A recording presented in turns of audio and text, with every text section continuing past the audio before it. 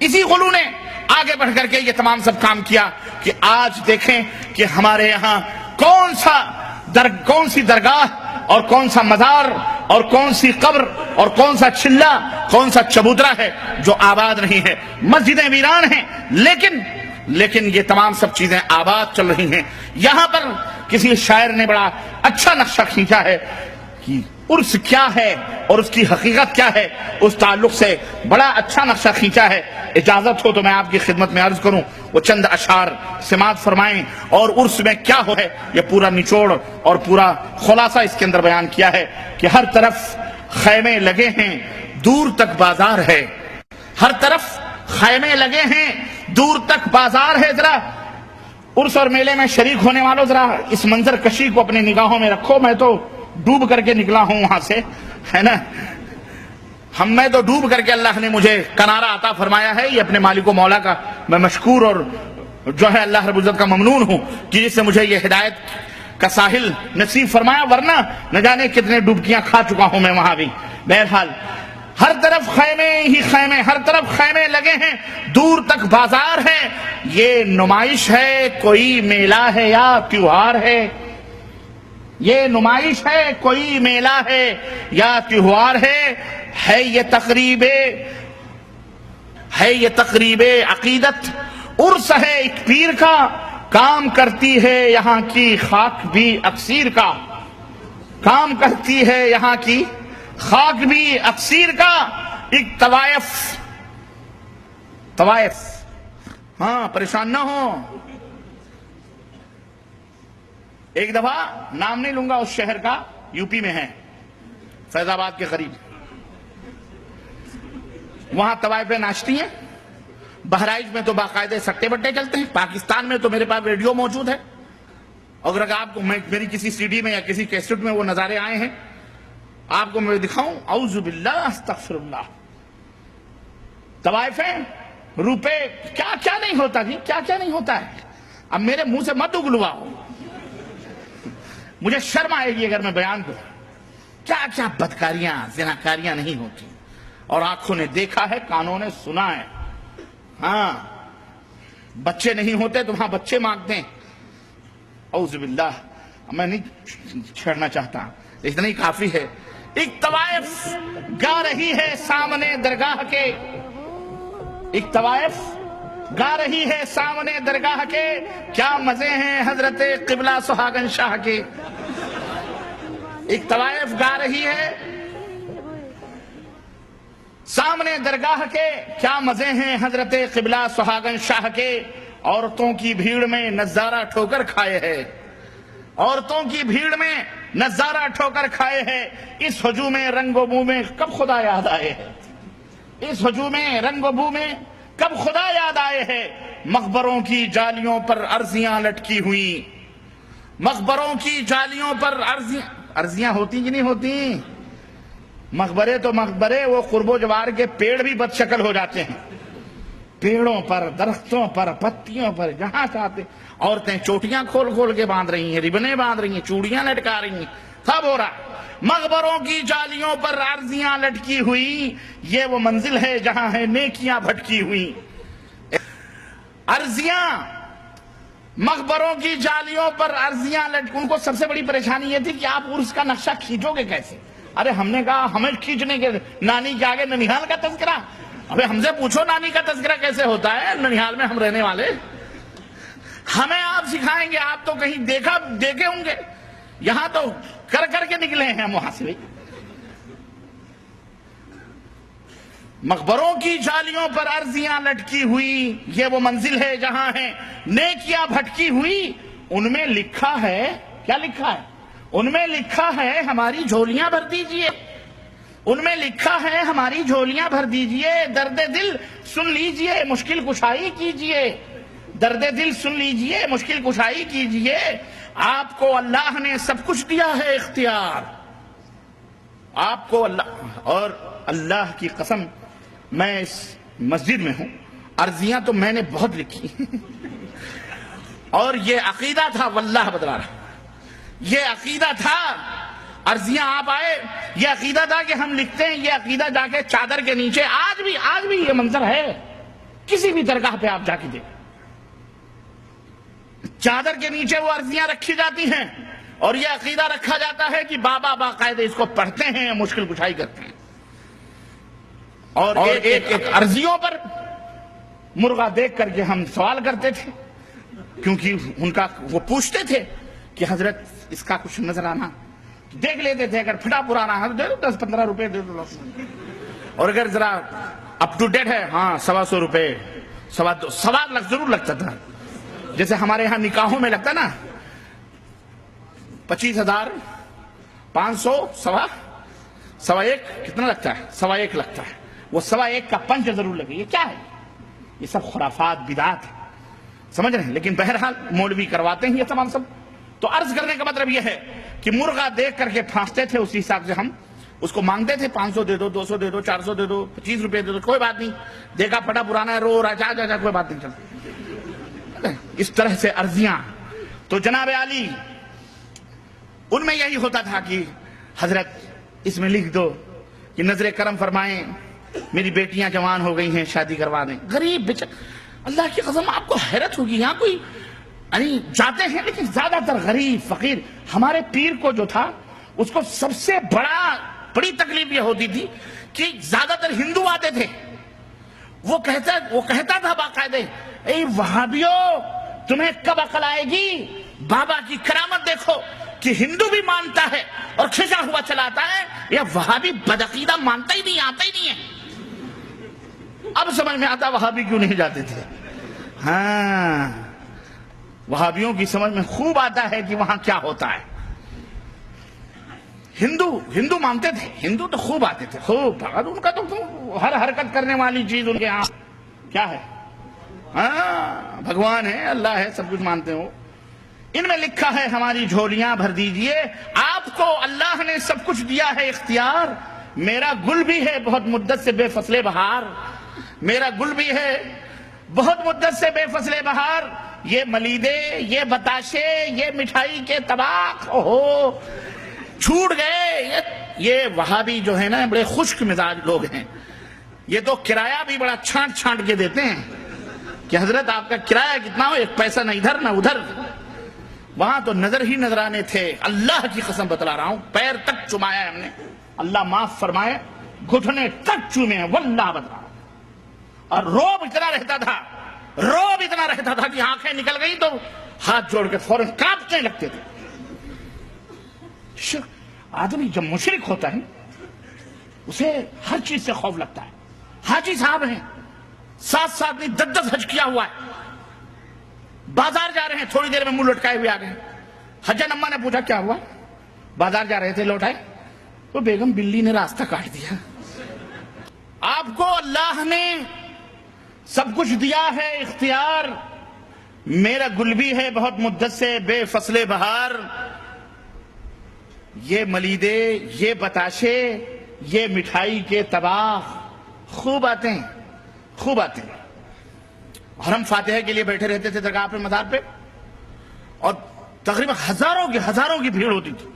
کون ظالم قل اعوذ برب الفلق، قل اعوذ برب الناس، قل یا ایھا الکافرون، سورہ فاتحہ اور قل هو اللہ، اور اس کے اوپر ان اللہ ملائکتہ یصلون علی النبی یا ایھا الذین آمنوا صلوا علیہ وسلموا تسلیما، اللہم صلی۔ اتنا لمبا چوڑا پورا پڑھ کے کون فاتحہ دے، جبکہ لائن لگی ہوئی ہے مٹھائیوں کے، دونوں 10 کلو 5 کلو 2 کلو، جس کی جو توفیق ہوتی ہے وہ باقاعدہ جناب مٹھائیاں چلتی ہیں، میلہ لگا ہوا، وہاں سے خرید کر کے نذرانے آ رہے ہیں۔ ایک اتنا بڑا مٹکا رہتا تھا ہمارے بغل میں، جسے آرڈر یہ تھا کہ 15-20 منٹ میں یہ فل ہونا چاہیے،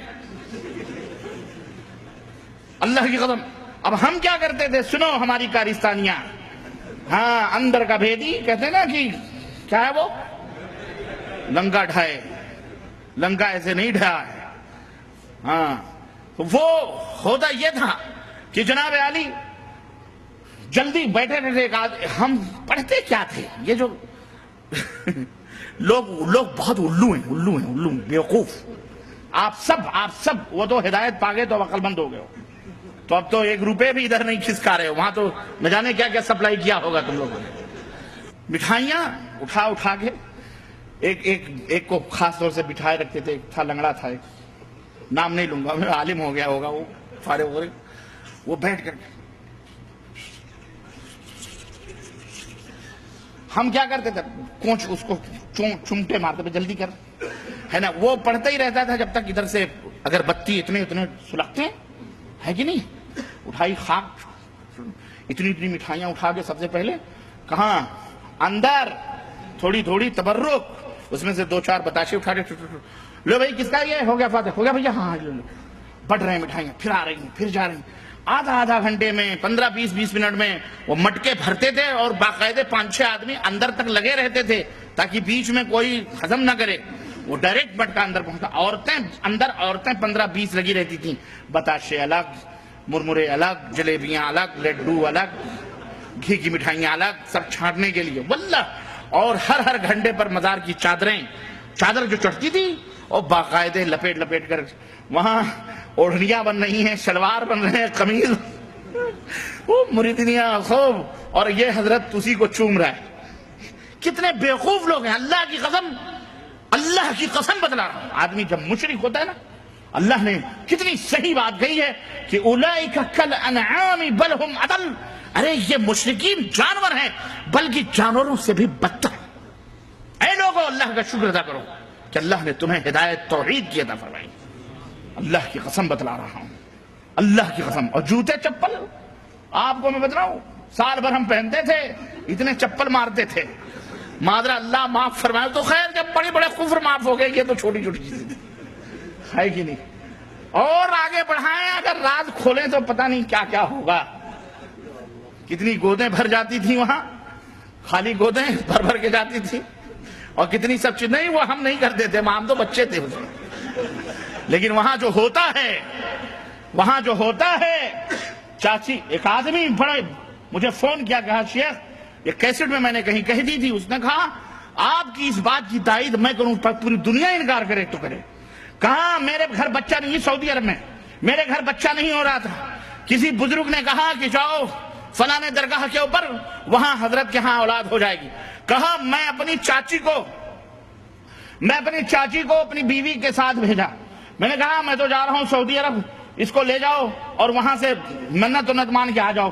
وہاں گئی، مجاور نے کہا تقریباً 1 مہینہ یا 40 دن کا چلہ اس کو مارنا پڑے گا اور یہاں رہنا پڑے گا. اب اس نے کہا ہم تو ٹھہر نہیں سکتے، چاچی تم دیکھو. اب میں چلا سعودی عرب. اس نے کہا شیخ میں سعودی عرب آ گیا، وہاں پر 40 دن تک وہاں تھی، گھر میں ہم آ گئے. آج مجھے کتنے مہینوں کے بعد، 4-5 مہینوں کے بعد چٹھی آئی ہے کہ میری بیگم تو حمل سے نہ ہو سکی لیکن میری بیوہ چاچی حمل سے ہو گئی. ہاں جناب، وہ حمل سے ہو، اس کی بیوی تو حمل سے نہ رہی ہو سکی لیکن اس کی چاچی ضرور حمل سے ہو گئی. کہا اس کے بعد میں نے توبہ کیا. میں نے کہا آپ جو کہہ رہے ہیں بالکل صحیح کہہ رہے ہیں.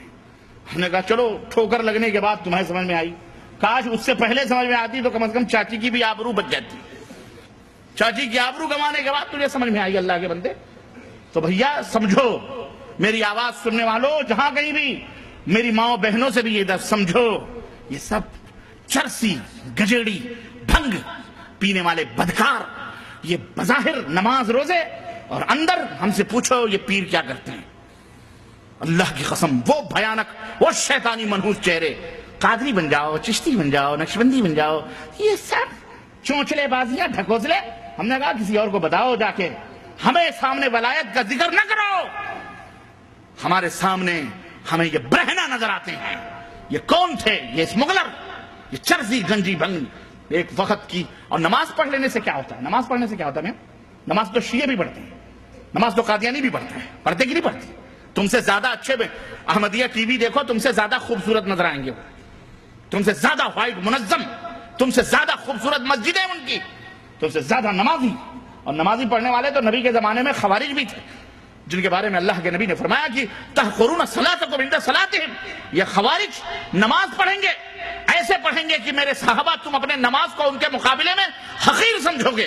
لیکن وجدتہم لقتلتہم قتل عاد. لیکن اگر یہ ہمیں مل گئے ہمارے زمانے میں تو جیسے قوم عاد کو قتل کیا گیا تھا میں ان سے قتال کروں گا.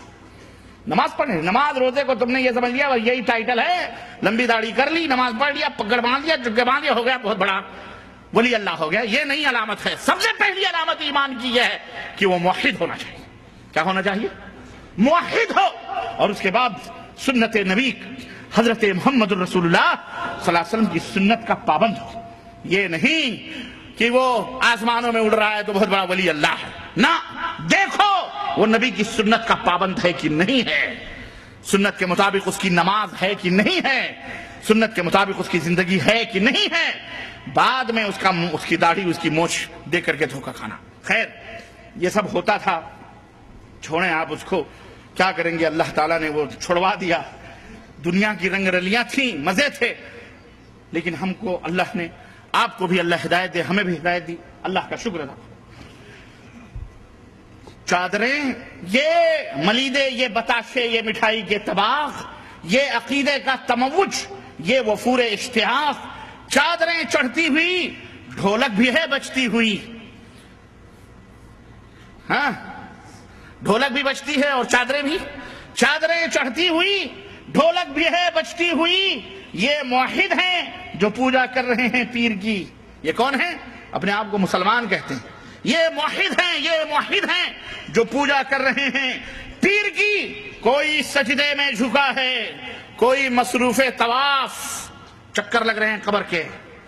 کوئی سجدے میں جھکا ہے، کوئی مصروف طواف، تھام رکھا ہے کسی نے دونوں ہاتھوں سے غلاف. اور اب تو عالم یہ ہے کہ آپ صرف سر جھکائیں نا، مجاور پورا ڈھکیل دیتا ہے.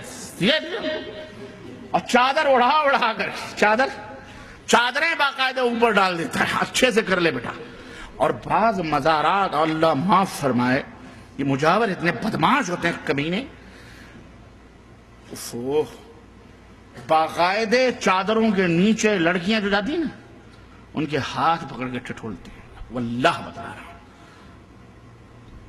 غیرت کرو. تمہاری مائیں بہنیں کہاں لوٹ رہی، دین کے نام پر، اسلام کے نام پر، عقیدت کے نام پر. ان مزاروں پر کیا نہیں ہوتا، دھیگا مچھلیاں. کوئی سجدے میں چکا ہے، کوئی مصروف طواف، تھام رکھا ہے کسی نے دونوں ہاتھوں سے غلاف. رو رہا ہے کوئی چوکھٹی پہ سر رکھے ہوئے، رو رہا ہے کوئی چوکھٹی پہ سر رکھے ہوئے. ہیں کسی کے ہاتھ بہرے التجا اٹھے ہوئے، بھر دو جھولی، بھر دو جھولی. ہاں، یہ جا کے دیکھو داتا گنج حجویری کے مزار پر، پاک پٹن جا کے دیکھو، جا کے دیکھو اجمیر میں، جا کے دیکھو کلیر میں، بہرائچ میں، جا کے دیکھو ان مزاروں درگاہوں پر. مولوی ہمیں عرس کا معنی بتلانے چلا ہے. کیا نیاز فاتح قرآن پڑھ لو، یہی عرس ہے. کس مولوی بس ذات بتائے گا یہی چیز کا نام عرس ہے؟